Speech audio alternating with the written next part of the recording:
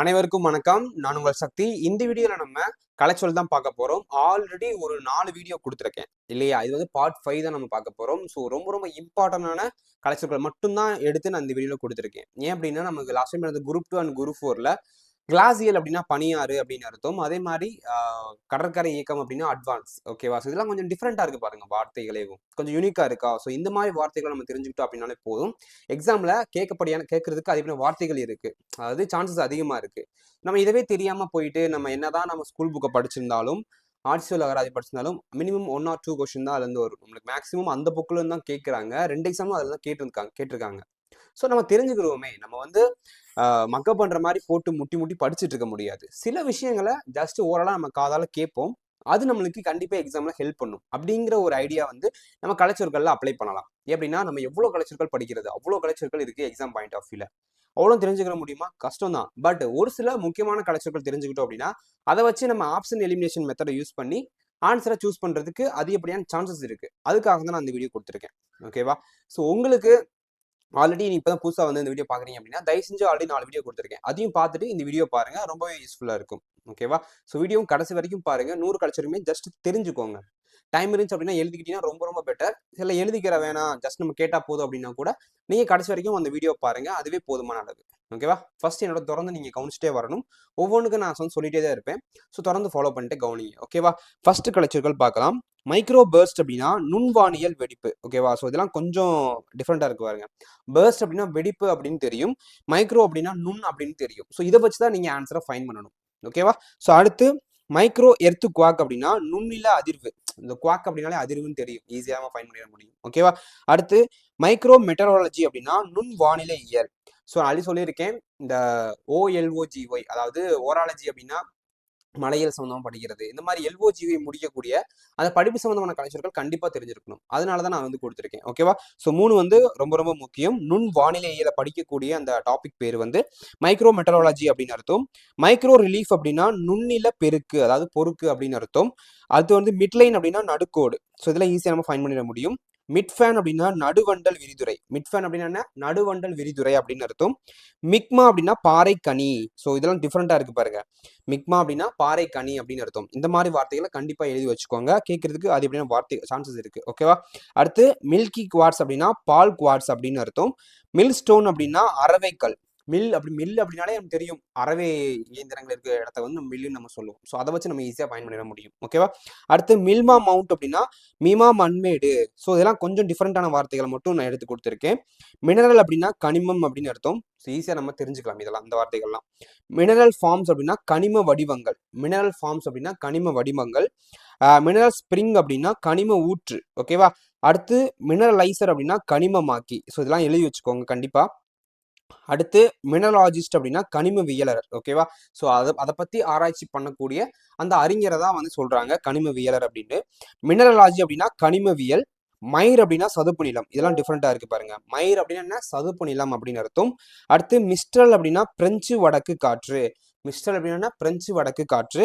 அடுத்து மைட்டாசிஸ் அப்படின்னா உயிர்ம பிளவியக்கம். மைட்டாசிஸ் அப்படின்னா உயிர்ம பிளவியக்கம் அப்படின்னு அர்த்தம். ஓகேவா?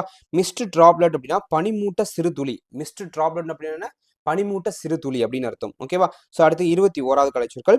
மிக்ஸ்டு கிளவுட் அப்படின்னா கலவை மேகம். ஓகேவா? அடுத்து மிக்ஸ்டு ஓர் அப்படின்னா கலப்பு தாது. ஓர் அப்படின்னாலே தாது. அதை வச்சு நம்ம ஃபைன் பண்ணிடலாம். ஓகேவா? அடுத்து மிக்ஸ்டு டைட் அப்படின்னா கலப்பு ஓதம். மோல்ஸ் அப்படின்னா நுரைக்கடல். ஓகேவா? ஸோ இந்த மோல்ஸ் அப்படிங்கிறத நோட் பண்ணி வச்சுக்கோங்க. கண்டிப்பா கேட்கலாம் மேபி. ஓகேவா? அடுத்து மோலிசோல் அப்படின்னா கருமணல். மாய்ஸ்ட் ஏர் அப்படின்னா ஈரக்காற்று.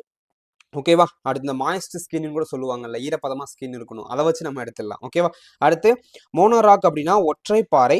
மோனோக்ளைன் அப்படின்னா ஒரு திசை சரிவு அப்படின்னு அர்த்தம். ஓகேவா? அடுத்து மான்சூன் அப்படின்னா பருவமழை. மான்சூன் காற்று இந்த மாதிரி நம்ம ஜாகிரபியில படிக்கிறோம் இல்லையா? ஸோ அதுக்கான வார்த்தைகள் தான். ஓகேவா? மான்சூன் கரண்ட் அப்படின்னா பருவமழை நீரோட்டம். மான்சூன் கரண்ட் அப்படின்னா பருவமழை நீரோட்டம் அப்படின்னு அர்த்தம். ஓகேவா? அடுத்து 31வது கலைச்சொற்கள். மான்சால் ஃபாக் அப்படின்னா பருவநீர் பனிமூட்டம். மூன் பில்லர் அப்படின்னா நிலவொளி தூண். ஓகேவா? பில்லர் அப்படின்னா தூண். இதை வச்சு ஈஸியாக நம்ம ஃபைன் பண்ணிடலாம். அடுத்து மான்சூன் லோ அப்படின்னா பருவக்காற்று தாழ்வழுத்தம். மான்சூன் லோ அப்படின்னா பருவக்காற்று தாழ்வழுத்தம். மூன் ஸ்டோன் அதாவது நிலவுக்கல். ஸ்டோன் அப்படின்னா கல். இதெல்லாம் நம்ம ஈஸியாக ஃபைன் பண்ணிடலாம். ஓகேவா? அடுத்து மொரைன் அப்படின்னா பனியாற்று முரம்பு. மோர் கால் அப்படின்னா பழுப்பு நிலக்கரி. ஓகேவா? அடுத்து மொரைன் பிளாட்சி அப்படின்னா பனியாற்று மேடிநிலம். ஓகேவா? பிளேட், அதாவது பிளாட் அப்படின்னு சொல்லி சொல்லுவோம் இல்லையா? மேட்டு நிலம் அப்படின்னு நம்ம சொல்லுவோம் இல்லையா? அதான் சொல்றாங்க. மார்ஃபாலஜி அப்படின்னா புற வடிவியல். இதெல்லாம் கண்டிப்பா எழுதி வச்சுக்கோங்க. மார்ஃபாலஜி அப்படின்னா என்ன? புற வடிவியல் அப்படின்னு அர்த்தம். மாஸ் அப்படின்னா பாசி. ஓகேவா? மாஸ் எகேட் அப்படின்னா புதை பளிங்குகள். ஓகேவா? மாஸ் எகேட் அப்படின்னா புதை பளிங்குகள். அடுத்து 41. மோட்ரில்டு அப்படின்னா பல்வண்ண மணல். மோட்ரில்டு அப்படின்னா பல்வண்ண மணல். அடுத்து மோட்ரு அப்படின்னா பவளத்தீவு கொத்து. ஓகேவா? மவுண்ட் அப்படின்னா மணற்குன்று. மவுண்டைன் நம்ம சொல்றோம் இல்லையா? அந்த குன்றை தான் நம்ம மவுண்டைன் அப்படின்னு நம்ம சொல்லுவோம். ஓகேவா? மணற்குன்று. அடுத்து மவுண்டைன் பிரீஸ் அப்படின்னா மலை தென்றல் அப்படின்னு அர்த்தம். ஓகேவா? மவுண்டைன் பிரவுன் ஓர் அப்படின்னா பழுப்பு இரும்பு தாது. மவுண்டைன் பிரவுன் ஓர் அப்படின்னா பழுப்பு இரும்பு தாது. மவுண்டைன் கார்க் அப்படின்னா தக்கை பாறை. மவுண்டைன் கார்க் அப்படின்னா தக்கை பாறை. மவுண்டைன் மெட்ராலஜி அப்படின்னா மலை வானிலை இயல். மவுண்டைன் மெட்ராலஜி அப்படின்னா மலை வானிலை இயல். மவுண்டைன் ஸ்லோப் அப்படின்னா மலைச்சரிவு. ஓகே. அடுத்து மவுண்டைன் ஏரியாஸ் அப்படின்னா குறிஞ்சி நிலப்பரப்பு. மவுண்டைன் ஏரியாஸ் அப்படின்னா குறிஞ்சி நிலப்பரப்பு.